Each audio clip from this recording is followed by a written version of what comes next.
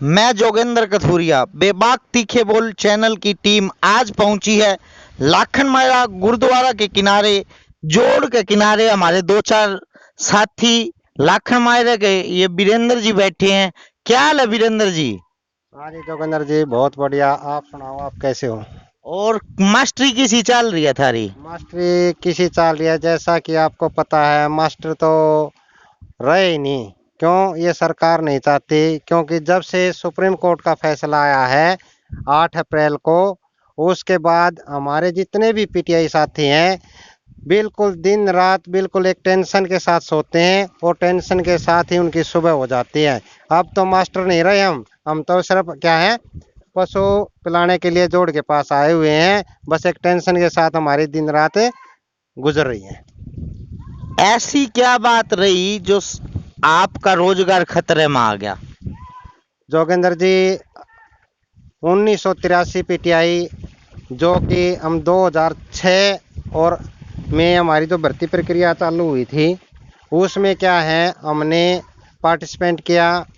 और उसमें 1983 पीटीआई थे हम जो, तो उन्होंने क्या है जो एंटी थे, यानी कि एंटी का मतलब है जिनका सिलेक्शन नहीं हुआ था भर्ती प्रक्रिया में, उन्होंने क्या है जैसे हमारा सिलेक्शन 2010 में हुआ, उन्होंने एक रिट डाल दी थी हाई कोर्ट में।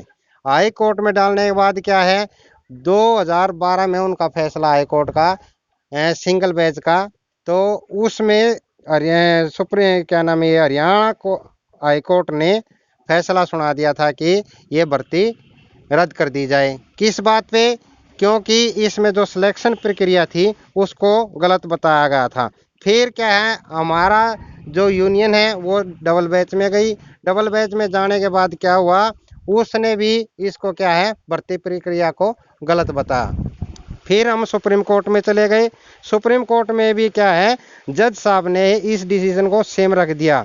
उन्होंने भी बताया कि भी इस जो चयन प्रक्रिया है यानी कि सिलेक्शन कमेटी है उसका दोष है, न कि कैंडिडेट का इसमें कोई भी दोष नहीं है। देखो गजब अंधेर है हरियाणा में। जिन बेरोजगारों का कसूर भी नहीं था सरकार ने उनको बेरोजगार कर दिया है। जिस चयन समिति का कसूर था उनका आज तक कुछ नहीं हुआ और आगे भी होने की कोई संभावना नहीं है। हरियाणा सरकार यहाँ तो वो आलो रखा है अंधेर नगरी चौपट राजा। किसी भी प्रकार की कोई सुनवाई नहीं हो रही है। ये बेरोजगार जो 10 साल से लगातार पीटीआई के कार्य पर कार्यरत थे विभिन्न स्कूलों में, आज यहाँ डांगरों को पानी प्या रहे हैं और इनके साथ वो बन रही है धोबी का कुत्ता, ना घर का ना घाट का। यदि सरकार इनको हटा देती है और ये बेरोजगार हो जाते हैं तो इस उम्र में ये क्या करेंगे, क्या रोजगार मिलेगा? अब आपको क्या लगता है, आप सरकार से क्या चाहते हो? जोगेंद्र जी, हम सरकार से चाहते हैं, सरकार के पास कुछ वैधानिक शक्तियाँ होती हैं। पहले भी आपने देखा है जेबीटी, अर्धसैनिक बल और जो हमारे गेस्ट टीचर हैं, सुप्रीम कोर्ट से उनका भी फैसला आ चुका था, लेकिन सरकार ने उनकी नौकरी को बचाने के लिए अपनी वैधानिक शक्तियों का प्रयोग किया और उनको उनके रोजगार को सुरक्षित रखा। तो हम सरकार से यही अपील चाहते हैं कि को अपनी वैधानिक शक्तियों का प्रयोग करते हुए हमारे बारे में भी, हमारे परिवार के बारे में भी सोचें।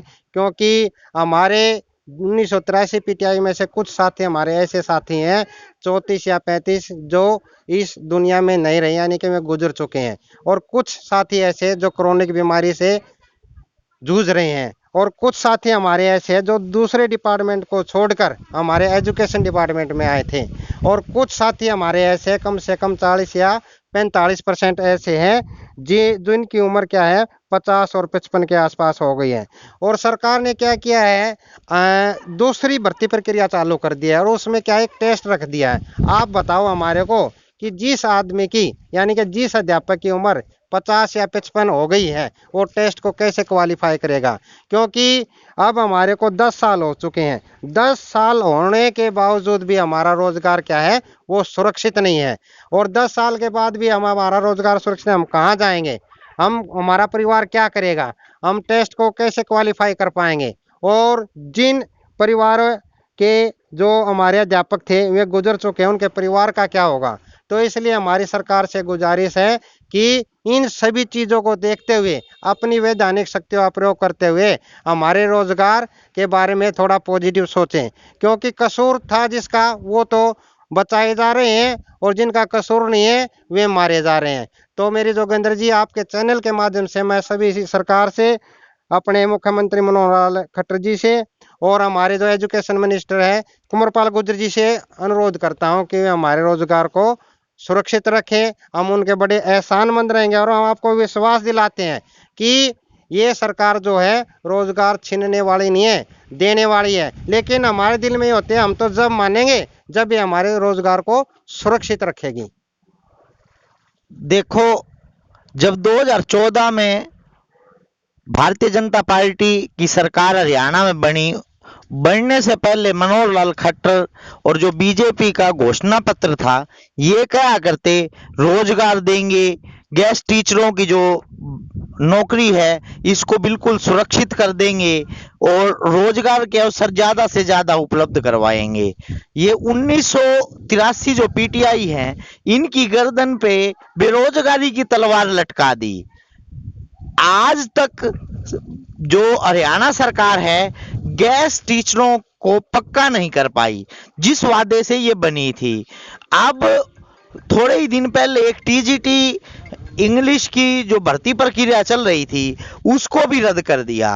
तो मेरी हरियाणा के शिक्षा मंत्री कंवरपाल गुर्जर से विशेषतः प्रार्थना है कि वो इन बेरोजगारों की सुध ले, वरना ये बेरोजगार एक दिन तुम्हारे लिए मुसीबत बनेंगे। ये अपने वादों पे खरा उतरो या तो ये बेतुके वादे किया मत करो।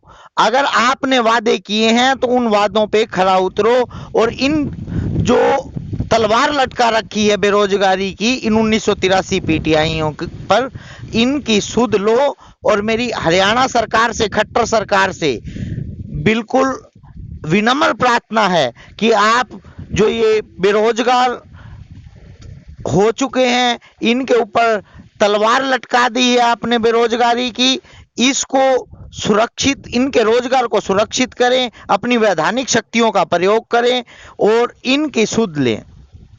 और कुछ कहना चाहोगे वीरेंद्र जी बेबाक के बोल चैनल की टीम को? जोगेंद्र जी, आप जो इस माध्यम से हमारा प्रचार कर रहे हो, सो हम आपका तहे दिल से धन्यवाद करते हैं और आपका एक बार पुनः धन्यवाद करते हैं कि लाखन माजरा नगरी पे आप पहुंचे और सरकार से फिर दोबारा एक हाथ जोड़कर हमें विनती करते हैं कि हमारे रोजगार को सुरक्षित करें, ताकि हम आने वाले टाइम में सरकार के साथ अपना बिल्कुल तन मन धन के साथ दे सकें। आपका क्या नाम है जी? जोगिंदर पीटीआई। जोगेंद्र पीटीआई जी। हाँ, और आपका क्या नाम है जी? धर्मवीर पीटीआई है सर। धर्मवीर। हाँ जी। आप सभी का बहुत बहुत शुक्रगुजार हूं, आपने अपना कीमती समय बेबाक तीखे बोल चैनल की टीम को दिया और मैं आपकी आवाज को हरियाणा की प्रशासन और सरकार तक पहुंचाऊंगा और गुहार लगाऊंगा सरकार को कि इन 1983 पीटीआईओं की जरूर सुध ले। धन्यवाद।